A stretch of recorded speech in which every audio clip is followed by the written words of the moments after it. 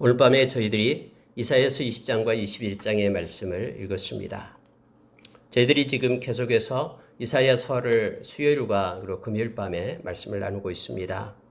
여러분 20장에 가서는요, 지금까지 앞에서 하나님은 이스라엘의 하나님뿐만 아니라 열방의 하나님 되심을 이사야를 통해서 선포하십니다.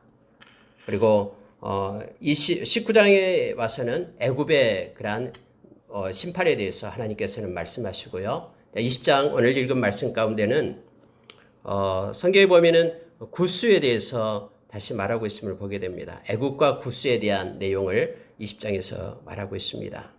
근데 여러분 20장에서 우리가 읽었던 내용 중에 하나님께서는 이사야를 통해서 이렇게 말합니다. 하나님께서 이사야에게 너는 배를 끄르고 내 발에서 신을 벗어라 이렇게 말합니다. 그가 그대로 했다라고 말합니다. 그래서 벗은 몸과 벗은 발로 다니니라 라고 성경은 기록됩니다. 3절에 보니까 여호와께서 이르시되 나의 종 이사야가 3년 동안 벗은 몸과 벗은 발로 다니며 애굽과 구스에 대하여 징조와 예표가 되었느니라 라고 말합니다. 여러분 하나님께서는 당신의 종인 이사야를 통해서 하나님의 백성들에게 그리고 많은 열방 가운데 말씀을 전합니다. 예언의 말씀을 나타내고 있는데요. 사람들이 이사야의 말을 듣지 않는 거예요. 많은 사람들이 말씀으로 외치는데 진리를 외치는데 하나님께서 이렇게 행하시겠다라고 말하는데도 그들은 듣지 않습니다. 하나님께서는 마침내 어떤 것을 사용하냐면은 이사야를 통해서 그 온몸으로 퍼포먼스를 통해서 하나님의 그 마음을 전달하기를 원합니다. 그래서 하나님께서는 이사야의 이 겉옷을 입지 말게끔 합니다. 이 배를 끄르다라는 것은요, 선지자 복이 있었는데 선지자 그 복장을 다 알고 있는 선지자 복장에서 위에 겉옷을 입지 않게 합니다. 그리고 신발을 신지 않고 다니게끔 그렇게 합니다. 여기서 벌거벗은 몸이다라고 말을 할 때 뭐 옷을 다 벗고 다닌다라는 뜻이 아니고요. 위에 입고 있던 겉옷을 벗고 신발을 신지 않고 다니게끔 그렇게 합니다. 여러분 이것은 많은 사람들이 저 사람 이사야 선지자인데 여러분 이사야 선지자는 BC 700년경에 활동했던 약 60년간 하나님의 말씀을 전했던 선지자였죠. 다 알고 있는데 선지자가 갑자기 행동이 이상한 거예요. 신발도 신지 않고 겉옷도 입지 않고 그렇게 3년 동안이나 다니는 겁니다. 많은 사람들이 이사야에게 와서 물었을 거예요. 이게 무슨 일이냐라고 얘기할 때 이사야 선지자는 그렇게 얘기합니다. 이것은 하나님이 이렇게 행하시겠다라고 지금 나의 삶을 통해서 하나님께서 선포하고 있다라고 말하는 것입니다. 여러분, 우리가 사도행전 1장 8절을 보면은 성령이 우리에게 임하시면 우리가 권능을 받고 예루살렘과 온 유대와 사마리아 땅 끝까지 이르러 내 증인이 되리라라고 말합니다. 우리가 예수의 증인이 된다라는 것은요, 성령께서 우리 가운데 임하셨을 때에 가능합니다. 아무나 예수의 증인이 될 수 없습니다. 여러분 이것은 중요한 것을 우리에게 가르쳐 줍니다. 하나님께서는 이사야 목소리만을 사용해서 하나님의 그 마음과 뜻을 증거하기를 원하지 않았습니다. 다시 말하면 이사야의 그 삶을 통해서 하나님을 드러내고 하나님의 그 메시지가 그들에게 전달되기를 원하셨습니다. 오늘날도 여러분 동일합니다. 성령의 사람들은 그 사람이 어디에 서 있든 그 사람을 통해서 하나님께서는 하나님의 말씀에 예수 그리스도의 증인으로 하나님을 세우심을 성경 우리에게 가르쳐 줍니다. 삶을 통해서 세우는 것입니다.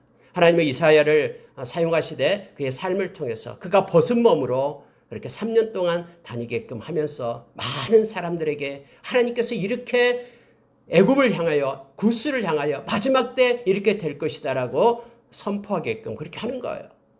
그리고 여러분 이 이사야의 이러한 예언의 삶을 통한 예언이 있는 후에 30년이 지난 후에 이와 같은 일들이 역사상으로 이루어졌음을 우리는 알고 있습니다. 구스 땅과 애굽 땅이 아수르에 의해서 그렇게 멸망을 당하고 많은 이들이 포로가 되어 지금 이사야가 말하는 것처럼 벗은 몸으로 그들이 끌려갔음을 역사적으로 우리에게 보여줍니다. 자 여러분 왜 하나님은 이렇게 하시냐면요. 5절을 보시기 바랍니다. 그들이 바라던 구스와 자랑하던 애굽으로 말미암아 그들이 놀라고 부끄러워할 것이라. 그날에 이 해변 주민이 말하기를 우리가 믿던 나라 곧 우리가 아수르 왕에게서 벗어나기를 바라고 달려가서 도움을 구하던 나라가 이같이 되었은즉 우리가 어찌 능히 피하리요 하리라. 여러분 이게 무슨 뜻이냐면요. 지금 이스라엘 백성, 하나님의 백성들도 동일해요. 여기서 지금 해변 주민이 말하기를 이 해변 주민 속에는 유다를 포함해서 많은 그 주변의 나라들이 있습니다. 아수르가 너무나 힘이 세니까 이 사람들이 우리가 아수르를 이기려면은 애굽한테 가서 손 내밀어야 된다고 생각한 거예요. 그래서 애굽한테 가서 우리 좀 도와달라고, 아수르 때문에 우리가 죽겠다라고, 우리를 도와달라고 그들은 사신을 보내고 그렇게 도움 요청을 했습니다. 실제 역사상으로도 그렇습니다. 그런데 하나님이 원하신 것은 뭐냐면요. 너희들이 그렇게 도움을 구하던 애굽이 이제는 이렇게 벌거벗겨져서 아수르의 포로가 되어 끌려가게 될 것이다 라고 말하는 거예요. 하나님께서는 하나님의 백성이 이 세상에서 괴로움을 받고 힘든 일을 당할 때에 하나님께 나와서 엎드려서 하나님께 기도하고 하나님 앞에 도움을 요청하기를 원하시는 하나님이시지, 세상에 손 내밀고 세상의 권력 앞에 도움을 요청하기를 원하지 않는다라는 걸 성경은 가르쳐 줍니다. 그래서 그들이 놀라게 합니다.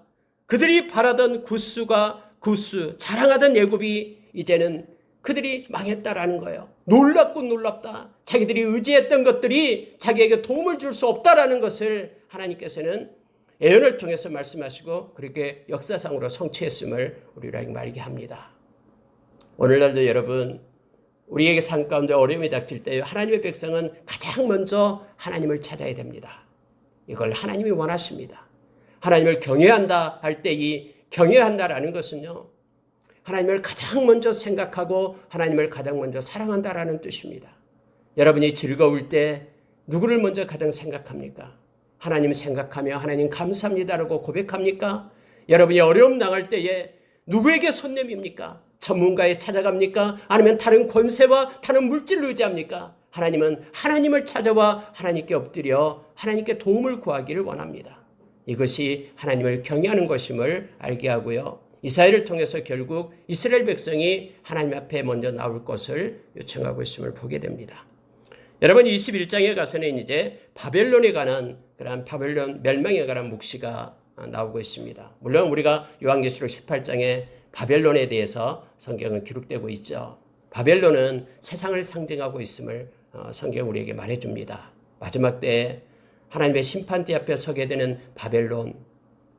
지금 여러분 21장에서요. 바벨론 멸망에 대한 내용을 확장시켜서 우리에게 요한계시록과 더불어 우리에게 가르쳐주고 있는 내용이 있습니다. 자, 여러분 이사야는 이렇게 표현합니다. 21장 2절을 보니까 혹독한 묵시가 내게 보였도다. 속이는 자는 속이고 약탈하는 자는 약탈하도다. 엘람이여 올라가고 메대여 에워싸라. 그의 모든 탄식을 내가 그치게 하였노라 하시도다. 여러분 엘람이 나오고 메대가 나오는데요. 이 엘람은 우리가 잘 알고 있는 바사를 얘기합니다. 바사 왕국이에요. 그리고 메대는 알고 있죠.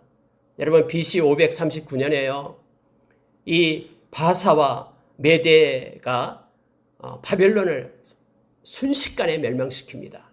그 엄청난 바벨론 제국, 느부갓네살 왕이 지배하는 그런 엄청난 바벨론 제국이요.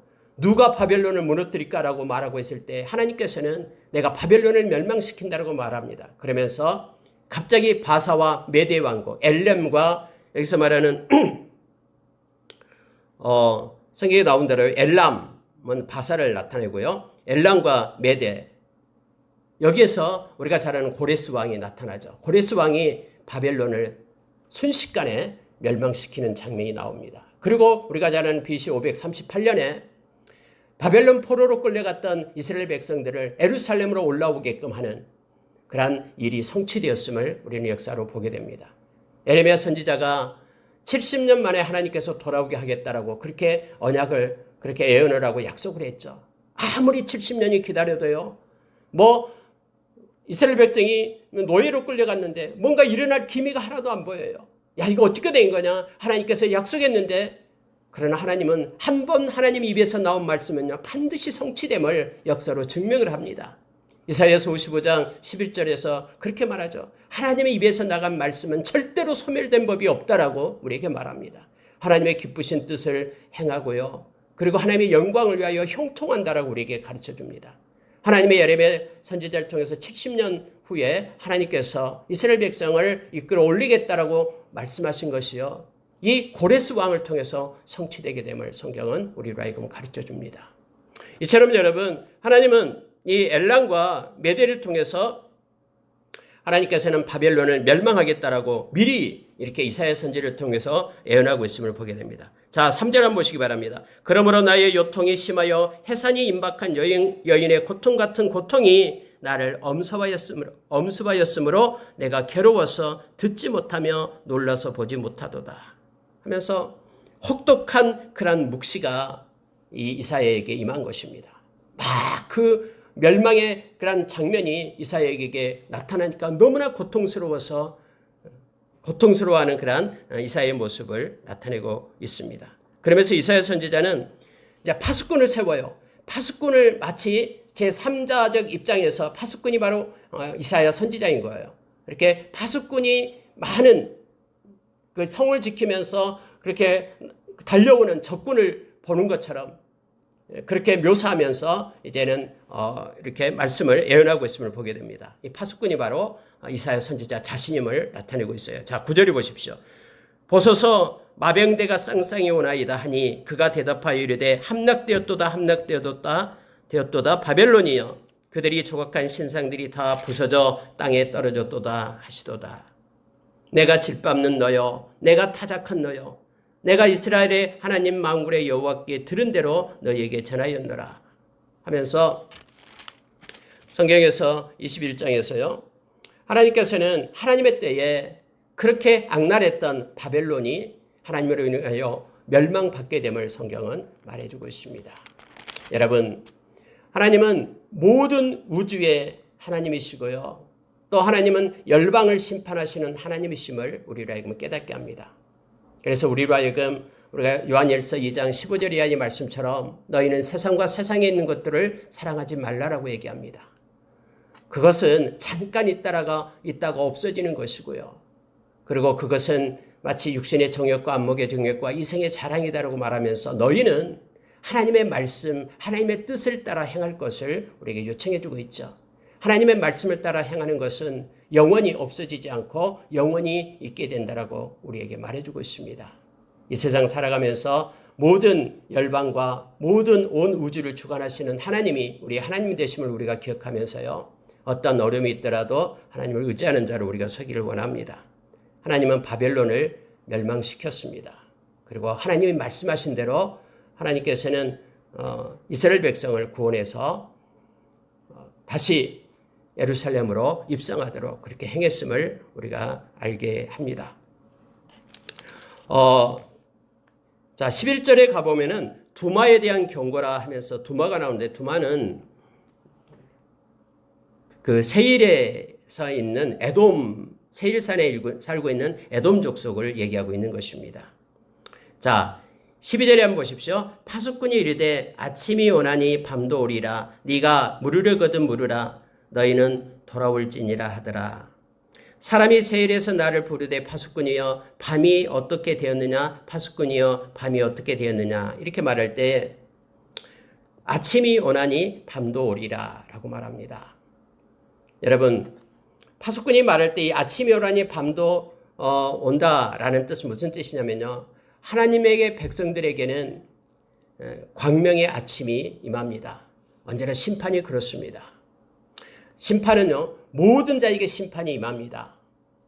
우리가 성경에서 하나님의 심판대, 그리스도의 심판대, 또 백보자 심판대가 성경에 나타나고 있죠. 예수를 믿든 믿지 않든 모든 사람은 하나님의 심판대 앞에 서게 됩니다.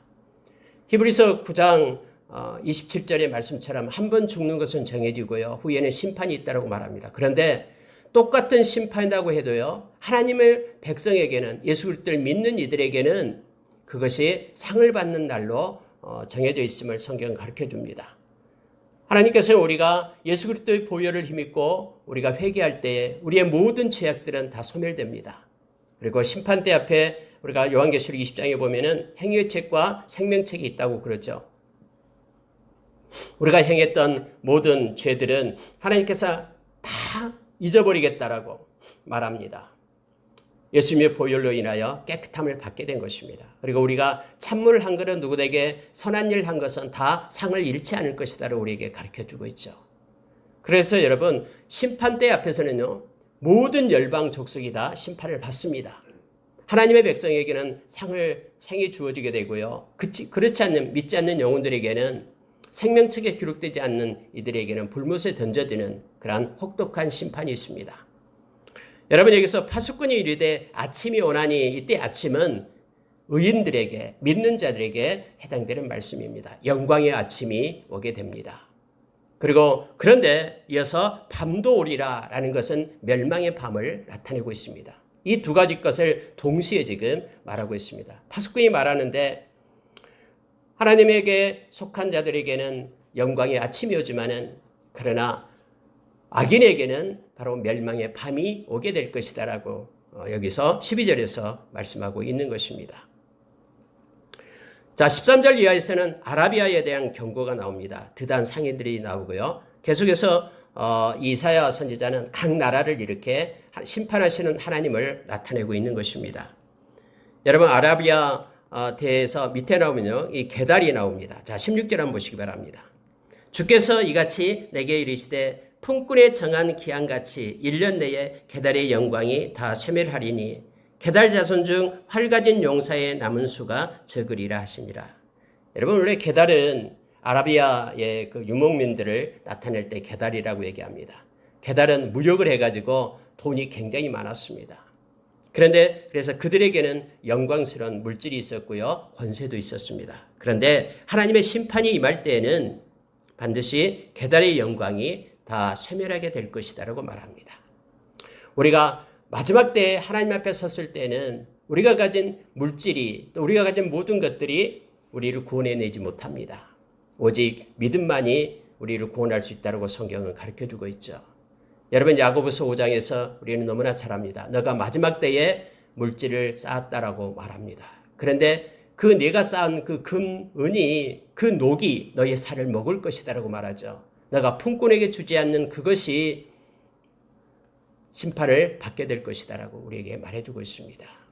여러분 우리가 하나님 앞에 섰을 때에 하나님을 믿는 그런 믿음이 우리를 구원한 것이지 그 외에 다른 것들이 우리를 구원할 수 없음을 우리는 너무나 잘 압니다. 게달의 그 영광이 심판 때는 아무런 의미가 없고요. 그것이 그들을 구원하지 못하고 그것이 다 소멸했다라고 지금 성경은 말하고 있습니다. 특히 게달 자손들은 잘할 수 있는 능력이 있었는데 그거 뭐냐면은 그들이 활 쏘는 실력이 굉장했습니다.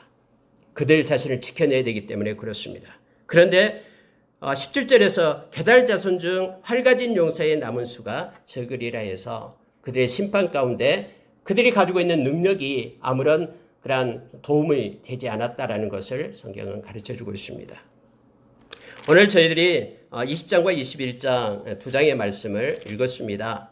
결국 여러분 하나님께서는 하나님의 백성들을 사랑하십니다. 그리고 하나님께서는 20장에서 나타내주고 있는 것처럼요.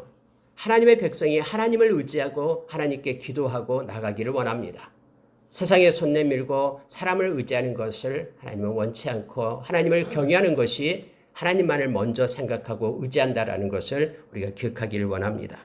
우리가 믿고 바랬던 구스와 애굽의 힘들도 그러한 모든 어려움, 아수리의 어떤 침략을 막아내지 못했음을 성경은 말해주고 있습니다. 하나님이 우리의 첫 번째가 되기를 원합니다. 우리의 우선순위에 하나님을 두기를 원합니다. 그리고 어떤 순간에도 하나님께 우리가 나아가서 그분의 그런 도움을 구하기를 원합니다. 하나님은 이걸 기뻐합니다. 요한복음 14장 14절에서 내 이름으로 무엇인지 내게 구하면 내가 행하리라라고 주님은 말씀합니다. 그런데 바로 앞서서 요한복음 14장 13절에서는 예수의 이름으로 구할 때에 하나님이 영광을 받는다라고 우리에게 말합니다.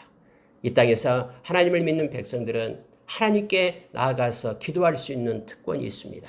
이건 누구에게나 있는 것이 아니라 하나님의 백성들에게만 주어지는 하나님의 선물임을 기억하면서 우리가 늘 하나님 앞에 엎드려 기도하며 하나님의 보좌에 나가기를 원합니다. 오늘 이 시간에도 하나님 앞에 나가서 하나님께 구하는 우리가 되기를 원합니다. 히브리서 4장 16절에서 긍휼을 주시는 하나님의 보좌, 때를 따라 은혜를 주시는 은혜의 보좌에 우리가 나가기를 원합니다. 아무리 여러분 바벨론이 그렇게 힘이 세고 그렇게 권세가 있다고 해도 하나님의 때까지입니다. 하나님은 하나님의 때에 이 바사와 메대 왕국을 통해서 하나님은 바벨론을 멸망시켰습니다. 다음에 이제 또 바벨 멸망에 대해서도 자세하게 나오는데요. 하나님의 때를 기다릴 줄 아는 지혜로 살아가는 저와 여러분 되기를 원합니다. 아무리 세상에 기술이 있고 능력이 있어도 그리고 그들의 영광을 갖는 권세가 있어도 그것이 그들을 구원하지 못합니다. 우리에게는 우리를 구원하신 예수 그리스도, 베드로전서 1장 2절의 말씀처럼 하나님께서 우리를 부르신 이유가 예수님의 보혈의 핏부림을 주기 위하여 그리고 성령으로 거룩하게 하신 그러한 순종을 주기 위하여 우리를 불렀다라고 얘기했습니다. 우리가 예수님의 보혈을 힘입고 죄사함 받고 하나님의 자녀가 되고 또 믿는 믿음이 우리를 구원해냅니다.